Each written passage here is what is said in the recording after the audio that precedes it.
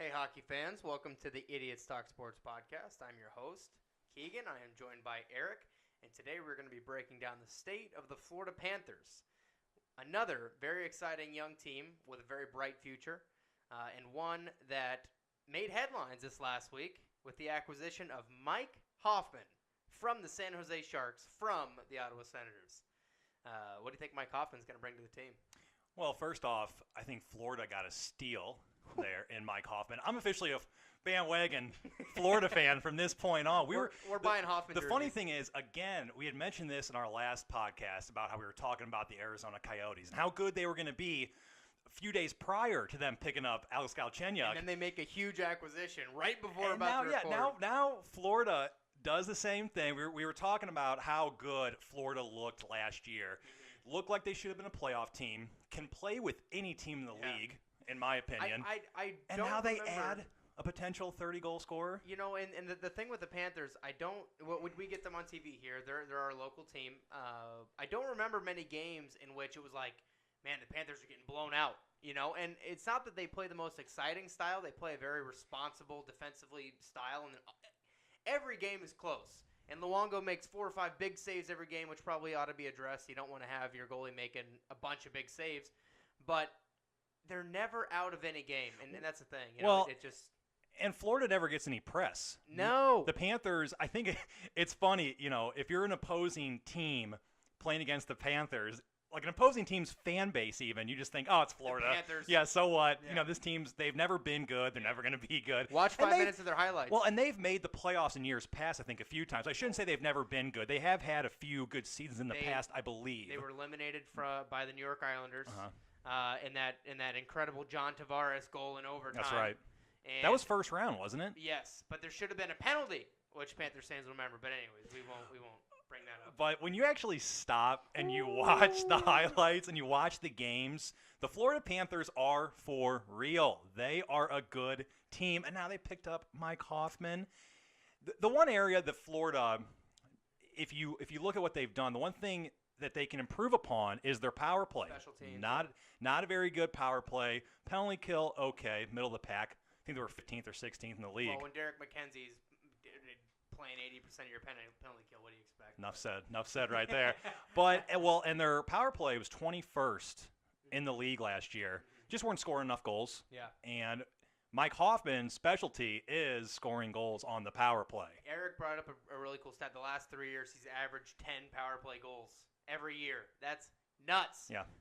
You know, and Mike Hoffman was a bit of a slow starter. You can't look at his rookie year numbers and be like, oh my God, this guy was always a force. He's just kind of grown into his shot, grown into his offensive abilities, and he's looked at in Ottawa as the shot. I mean, and watch the guy's highlights. I mean, he's just unreal. Where he takes shots from, his positioning, how fast he gets them off his blade, it's nuts. And like you said, if there's something that Panthers are deficient in, it's not always their power play is just not very good. I think they overpass a lot. I think by a stroke of luck, they just goodness. filled their one biggest weakness they needed to fill. And they paid a second, a fourth, and a fifth for it, and that second doesn't come out of the box until next year. Yeah. So yeah, steal. It's a steal. They're not thinking about any of that now, stuff. Granted, Mike Hoffman is, I believe, 29 years old. Thought he was younger than that. So he is approaching 30. You know, he's getting up there in hockey age. Yeah. But I think we're going to see his best years out here in Florida. It's bold. It's a little bold of a prediction there, but he very well could. And that's the thing. I think it's probably going to be tough to get used to a new system, but he's no longer under a Guy Boucher, like you play the trap or else you don't play, you know, type style.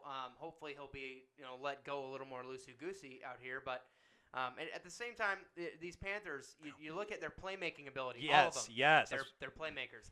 But they don't have any shooters. The big shot. They can all shoot, shoot but none of them can really snipe like a Mike Hoffman. There's nobody like a Mike Hoffman. So this is a huge addition for them. Almost the problem is like if you look down their lineup, it's like, where do you put them in? Their top 9 is all very talented Their guys. top 6 forwards. It's Nuts. so deep. When you really look at their stats and what they did last year, they have Barkov, 79 games played, 78 points. Vinny Trocheck, 82 games, 75 points with 31 goals. His Vinny Trocheck's face-off percentage was a 54.1 last year. Which is elite. Barkov's was a 53.5. Those are their first and second line centers.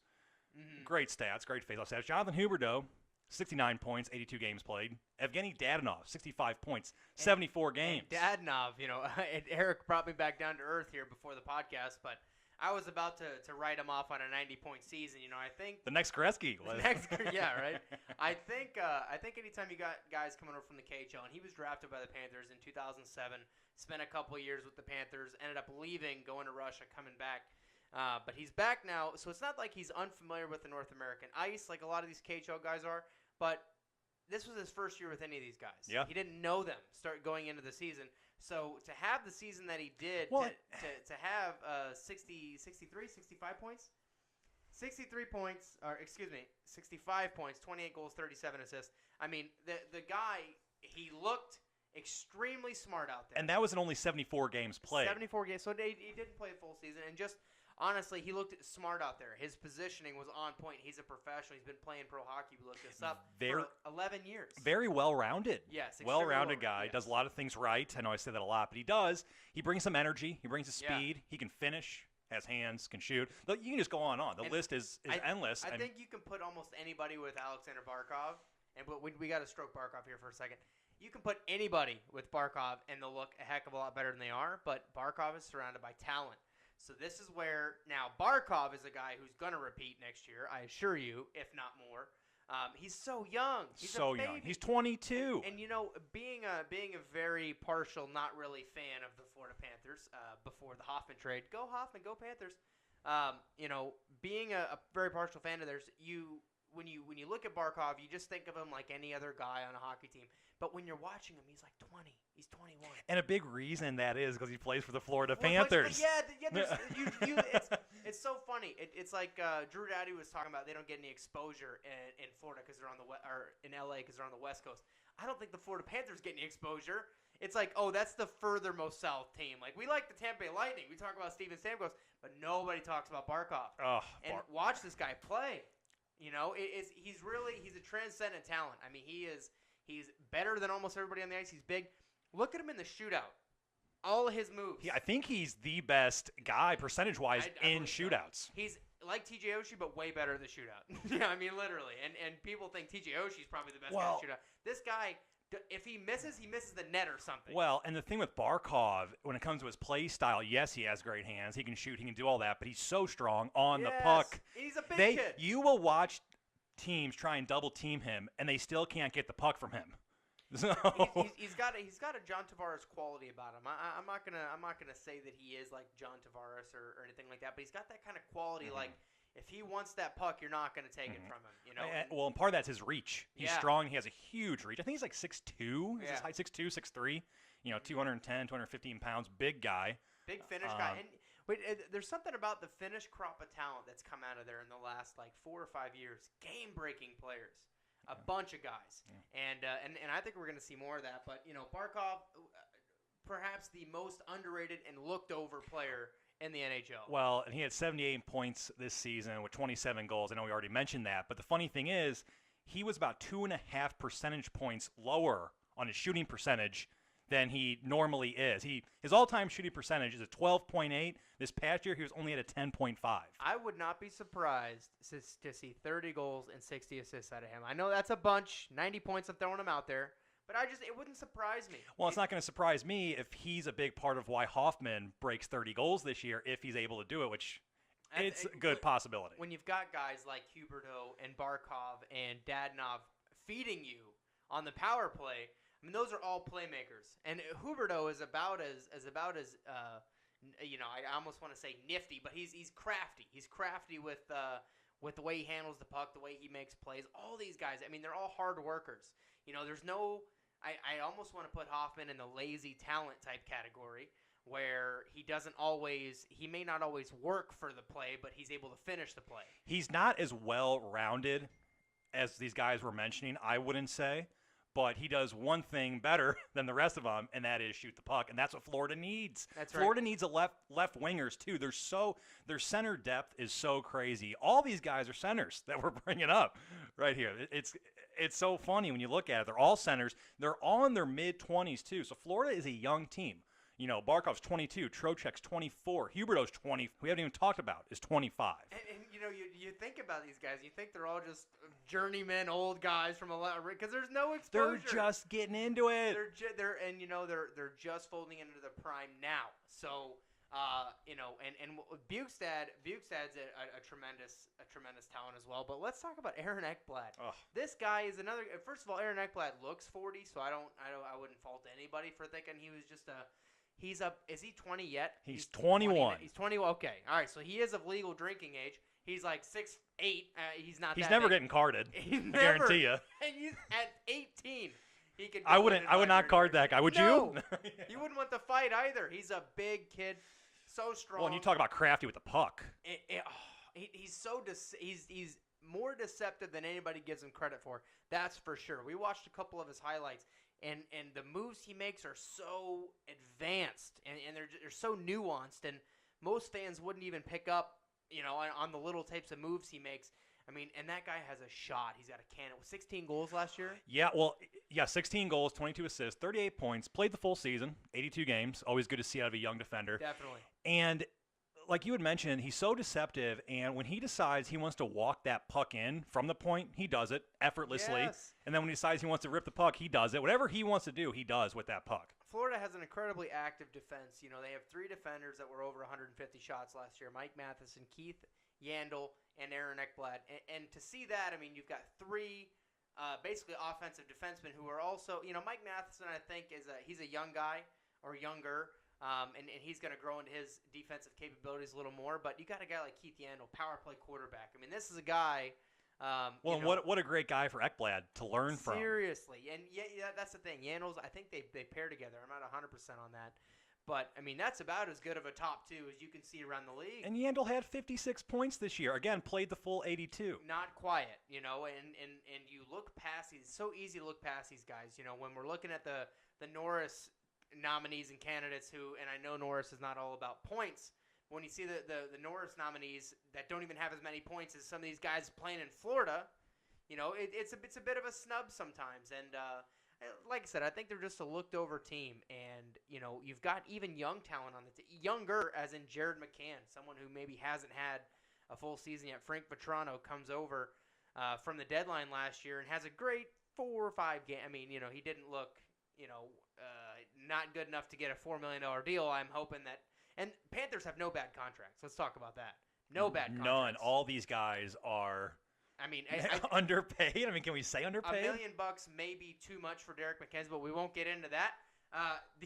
Yes, almost all these guys will be underpaid, if not now, next year. All of them. And they're all locked up to but like I don't 4 or 5 year believe deals. any of their contracts expired next year. None of them. So you have this core is going to be intact for at least 2 seasons. I think it's 3. I think 3 seasons? I think the first contract expires in 3 years. What a great thing if you're a fan of Florida. This is your time to, dare I say, win a cup or at least get to the finals. That's the thing is they could, you know, I don't know that James Reimer has a cup run in him. And I know for sure that Luongo, if they play him for 50 games, I know for sure. I mean, the dude's he'll be 39 this year. Yeah, he's 38 right now. Well, and you had brought up something watching a few of Florida's games.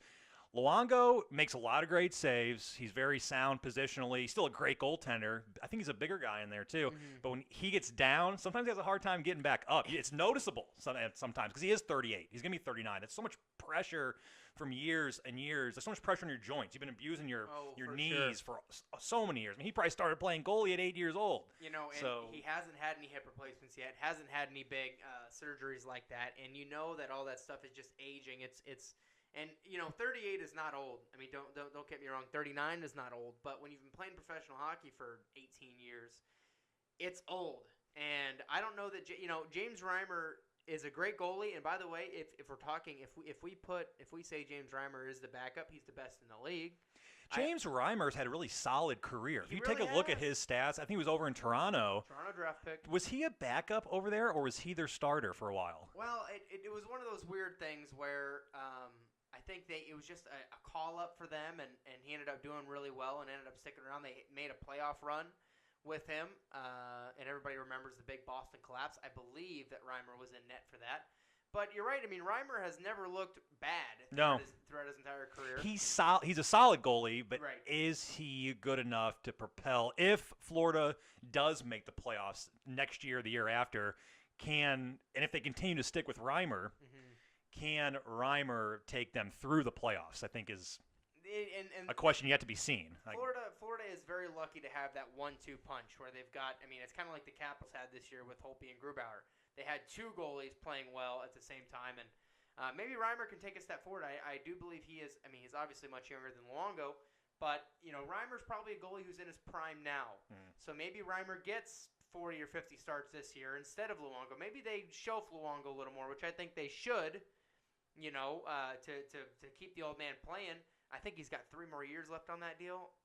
I think Vancouver signed that. I don't know who signed that deal, but not a good deal. Right. I mean, yeah, you'll be fine at 44. What do you think? He's still playing really good. As of right now, there's nothing to worry about. He's still playing good. Right. As far as we all know, he's coming back next season. But when Father Time knocks on your shoulder, he's not kind about it. That's for sure. I don't know if we even mentioned this. You may have right at the start, but the Florida Panthers last year only missed the playoffs by 1 point. And if they were in the West, they make it. If they were in the West, they had enough points. They would have been in the playoffs. They had 96 points, and that was only good for 4th in the Atlantic. Which is nuts. Almost 100 points, 4th in the division, in the Atlantic. 96 points 15 years ago, your top seed going into the Stanley Cup playoffs. So it's really interesting to see a team that good miss the playoffs. But the only thing that's not going well for Florida is the conference they're in. How strong the Metropolitan and the Atlantic look last year, and looking up to this year as well. There's not going to be any slowing down in the East, and you might need 100 points to make the playoffs. So, one thing Florida, even next year, I feel is going to have going for them is they're just so underrated. Yeah, for sure. They just nobody gives them a second look. No.